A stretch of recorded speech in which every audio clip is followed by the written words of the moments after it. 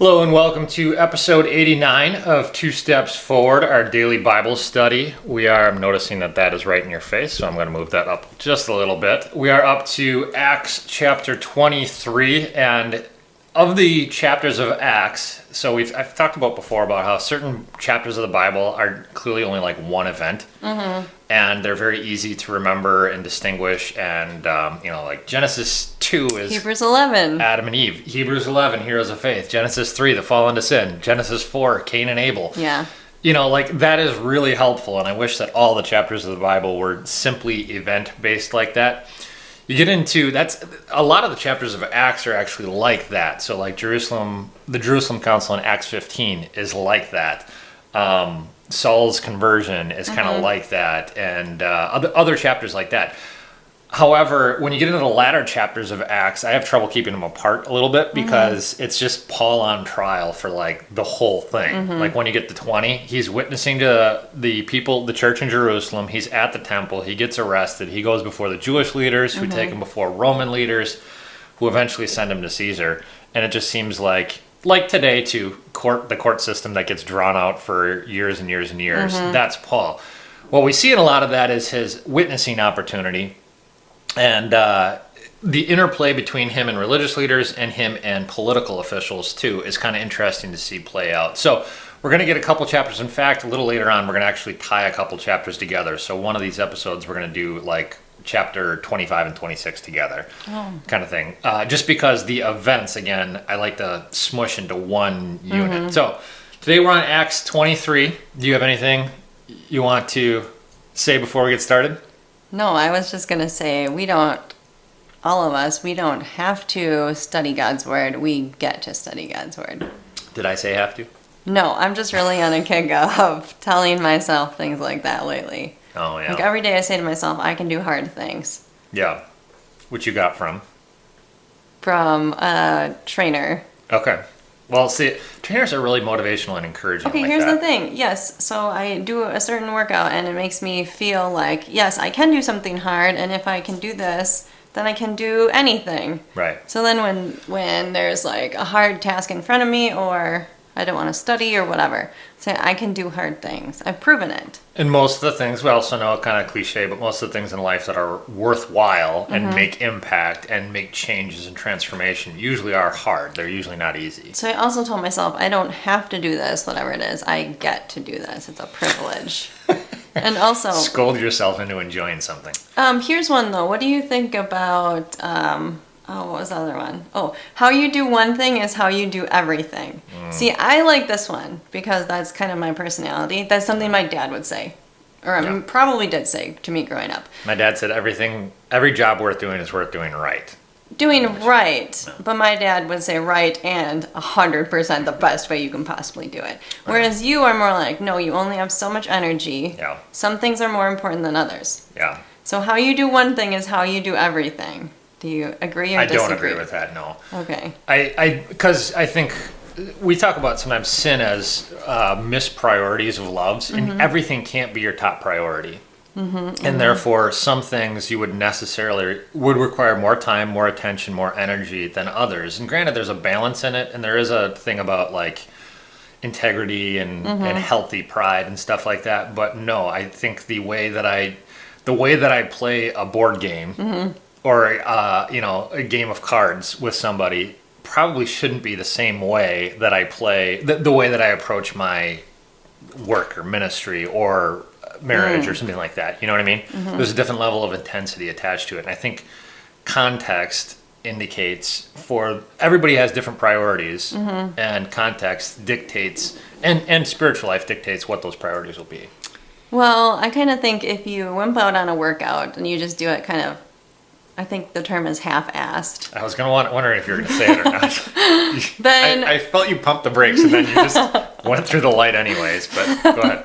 Then my suspicion is that you're probably doing other things in the same manner. Yeah. You know, if you cut corners in one area, you're probably willing to do it in another area. Yeah. I think maturity allows you to discern between the two. So the idea that there's a personality trait of whatever, laziness, that, okay, if you're cutting corners here, you're going to be cutting corners at your work, in your relationships, in your life in general. I think that's probably true. I think the other side of that, the flip side of that, but also not necessarily a good one, is just flat out unbridled intensity. That everything you do is way too serious. The lead trainer the other day said, this is an unpopular opinion, she said, but there is no such thing as balance. You have to determine what your goal is, and then you just go at it. And I was thinking like, ooh, James would definitely disagree with that. Yeah. I do disagree with some personal trainers. I can't... as far as philosophy of life, as opposed to like, I'm certain that they can tell you what will burn more calories and build more muscle and stuff like that. But yes, what is overall for human health and wellness, including from a spiritual standpoint. So isn't it so interesting that I picked up all these, is that considered a euphemism? Whatever. All these sayings from my trainers. Yeah. And yet I don't say like God's promises to me throughout the day. Not like...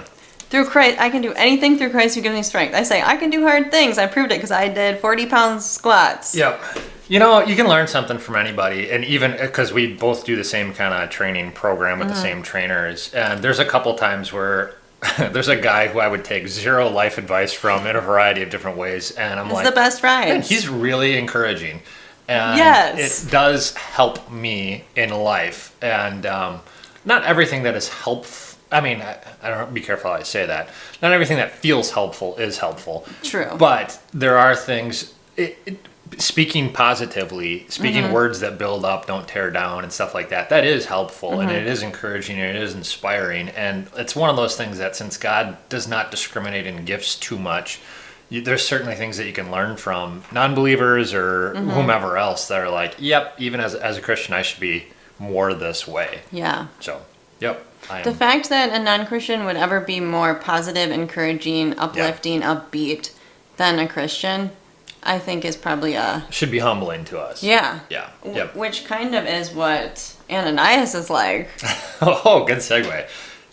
Yes. I don't know that Ananias is He's supposed to represent something that he's not representing well. Yeah. Good point. Let's take a look at Acts 23 again. It's Paul on trial. And Paul has been brought. He's at the temple in Jerusalem. The Jewish leaders don't like it. He's going to be brought before the Jewish Sanhedrin, and they want to kill him essentially, but they don't have the legal rights to do so. So here's my personal paraphrase for Acts 23. Go ahead and read through your copy at home as well. Paul told the Sanhedrin, remember the highest Jewish ruling body, I've done the work given to me by God, and my conscience is clean. And the high priest Ananias ordered for Paul to be struck on the mouth. Paul responded by saying, God will strike you, you whitewashed wall. You're a hypocrite. And whitewashed wall would be on the outside, you look one way. Whitewashed wall. Okay. Yeah, it's the concept so when I used to clean back in high school or college, when I cleaned dormitory rooms for a while, we would paint over stuff. And we were supposed to clean it ahead of time, and we did, but there's some stuff that is so disgusting that you not always, can't get off of walls, and it's like, well, let's put a fresh coat of paint over it. That's what he's talking about. Does not even have that phrase in it. It just says, God will slap you, you corrupt hypocrite. We know it today, too. Like, primer is what we would say. Like, before you're going to paint a room, sometimes you have to just put that's on a how white. Tom Huckleberry Finn starts as their whitewashing offense. Yeah. Yep, it's again, it creates the illusion of something that's cleaner than what it is. And so it's an appropriate way to describe the religious leaders and religious leaders today who appear one way on the outside but internally are different. Paul says, you're a hypocrite in the way that you administer the justice of God's law.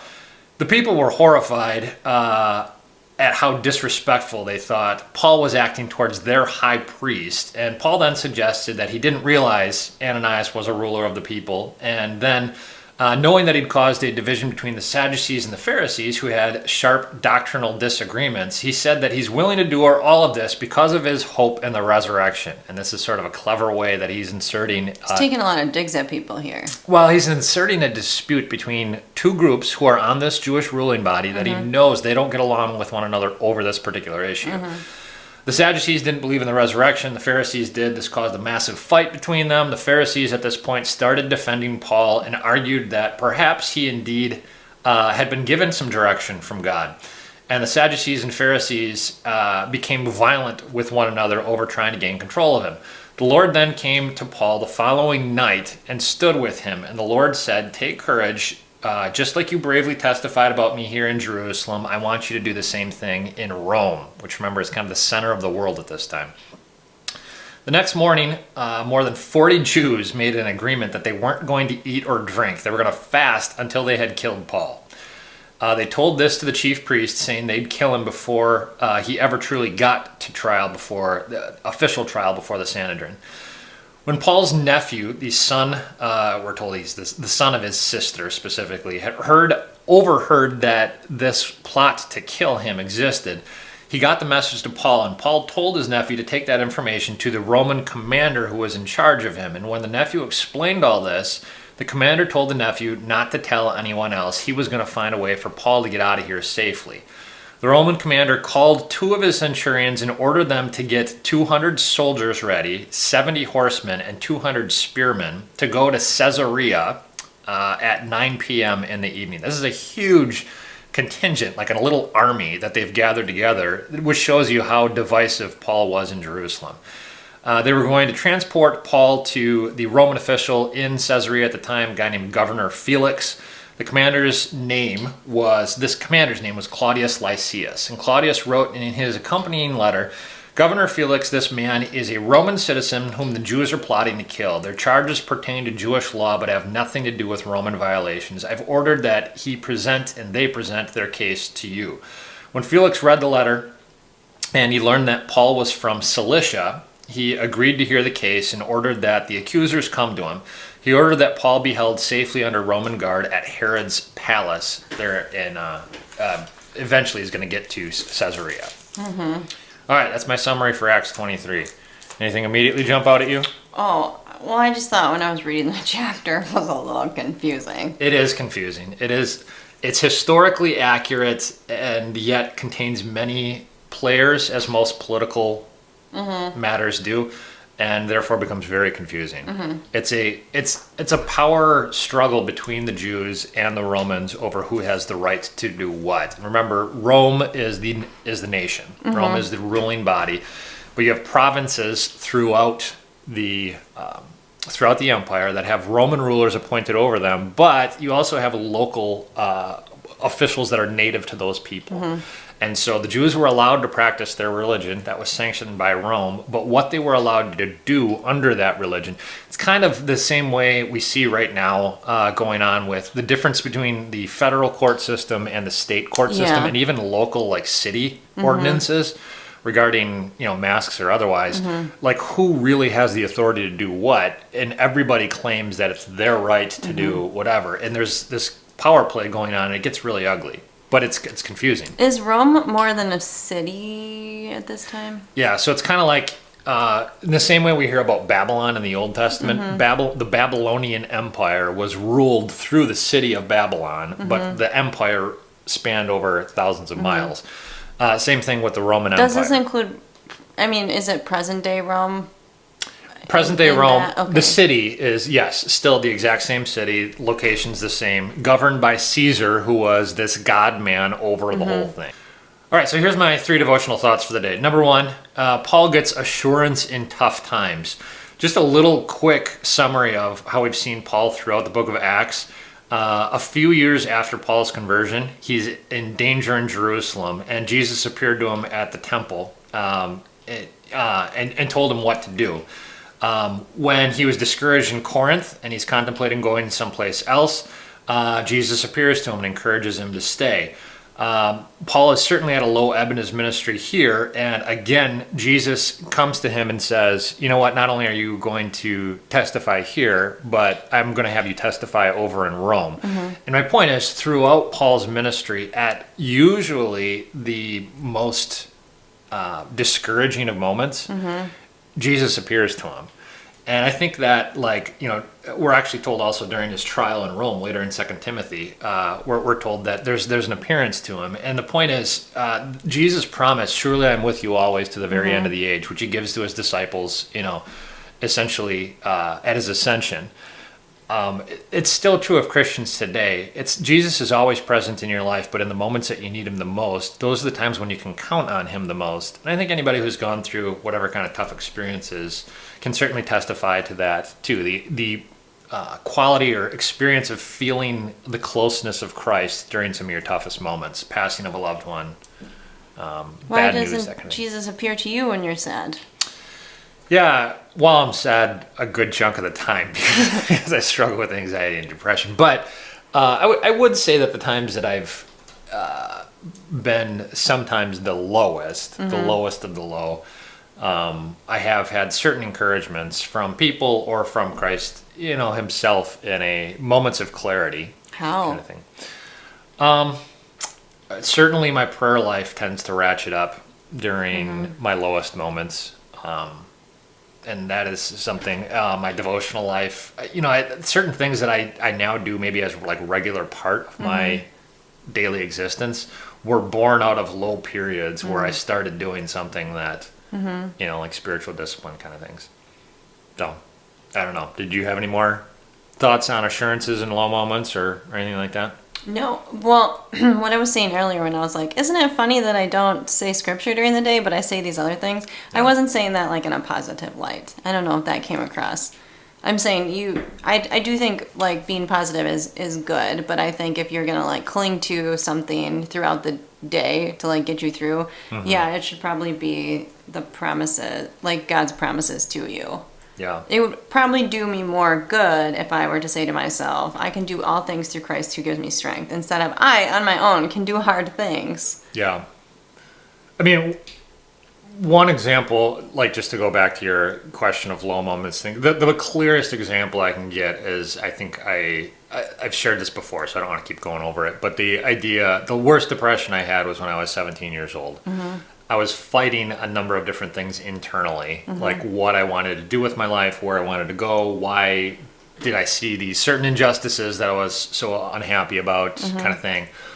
And I remember having a conversation with my dad one Friday night. We ended up staying up till about 2:30, and he said, James, I think one of the reasons why, because I was just breaking down in tears, and I was so upset by life and so sad by so many things. And he said, James, I think you're probably a little bit stressed out about what you're going to do next year. I think you need to make some decision about where you're going to go to school.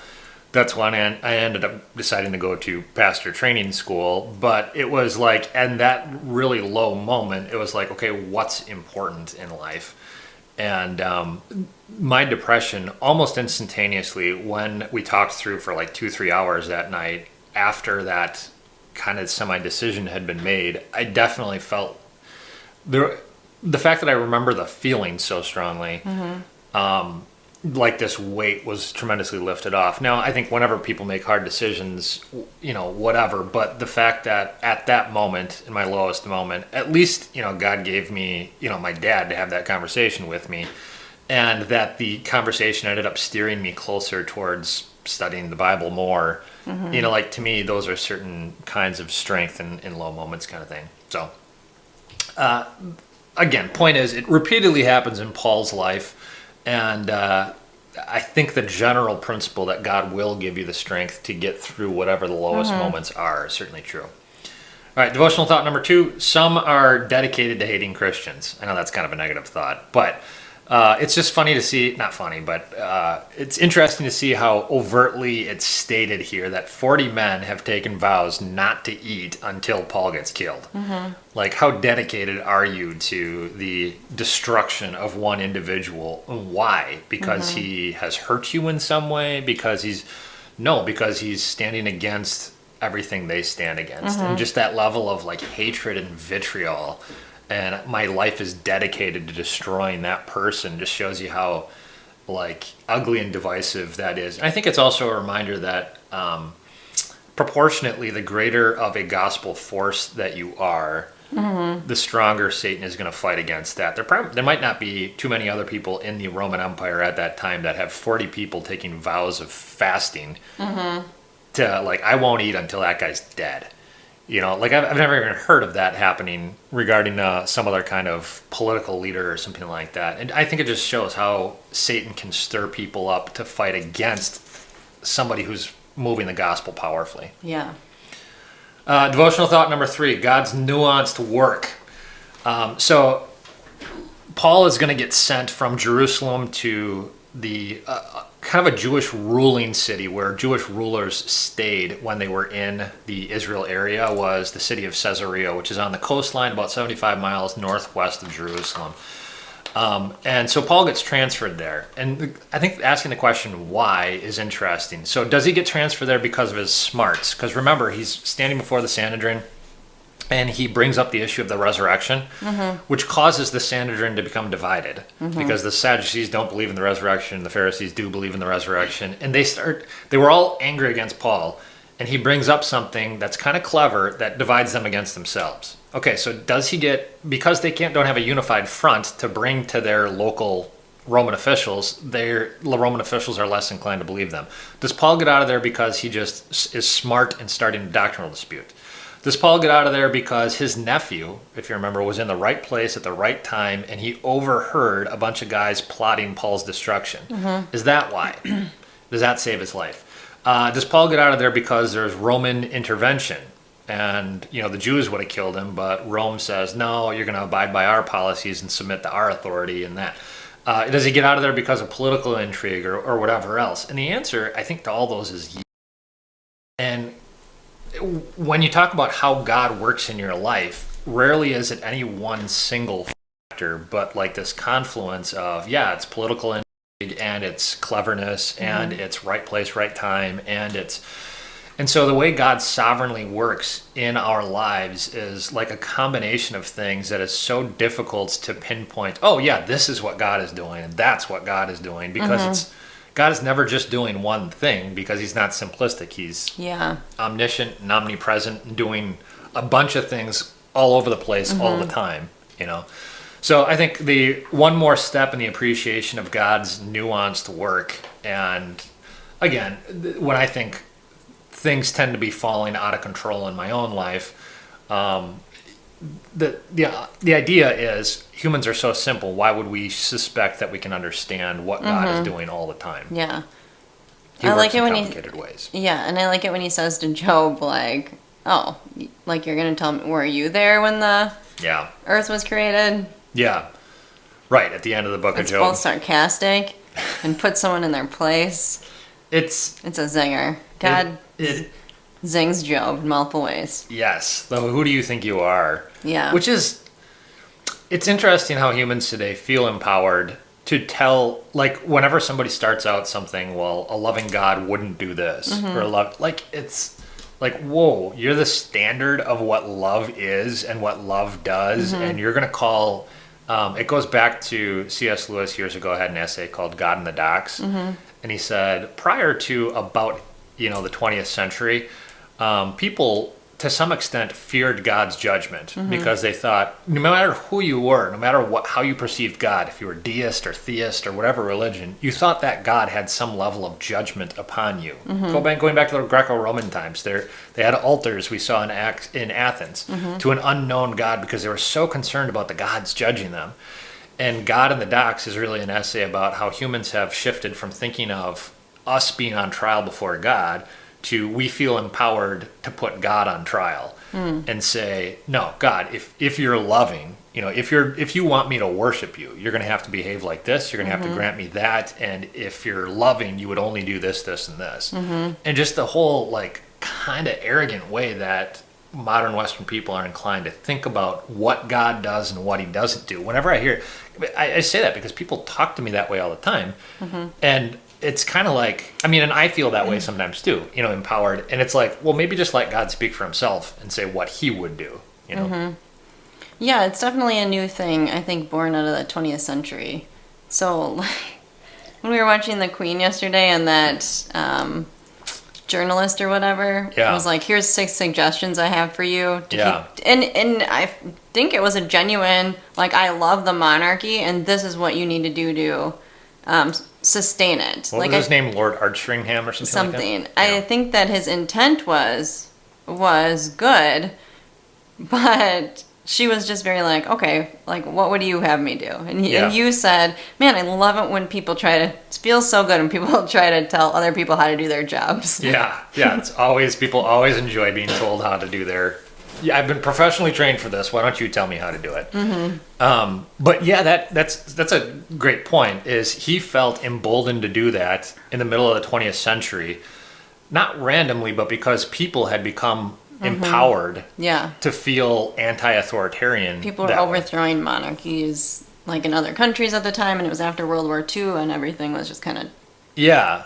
So, And there was, and that's been the prevalent, like, the empowerment of the individual since that time. right, yeah, the enlightenment, empowerment of the individual. And that's not all bad when it comes to, when you're talking about earthly monarchies, because there is no one individual that is so superior in knowledge and morals and to everybody else. But when you're talking about God, like the kingdom, the concept of heaven is never democracy, it's always monarchy. It's the kingdom. And he has a right to rule over us, and because he is more powerful, more wise, more moral, more holy, but we don't think that way. We think everybody has equal voice and equal say in this, and therefore we have the right to tell God who he should be and what he should do. And if we don't like him, if we don't like that, we put him on trial, and we're going to punish him, God in the docks, by not worshiping him. And Who are the docs? the docks are the Scientific community? No, the docks are the things that you go in, the shackles, what's the word I'm looking for? Oh, the stocks? The stocks, yeah, the constraints. Oh, it's not doctors. No. And no. it's not and it's not Sorry, I should have explained documents. it. No, God on trial. Oh. Yeah, in fact, I could be wrong about that. About it being the shackles or the stocks. The docks might just be, if I'm remembering correctly, it might just be like on trial kind of thing. But the point is, it's somebody who feels empowered to stand in judgment over God. So, all right. Anything else on Acts 23? We're going to see Paul in a little bit more trial in the days to come, but God continues to get him out of it and gets him all the way to Caesar in Rome. So, let's close with a prayer.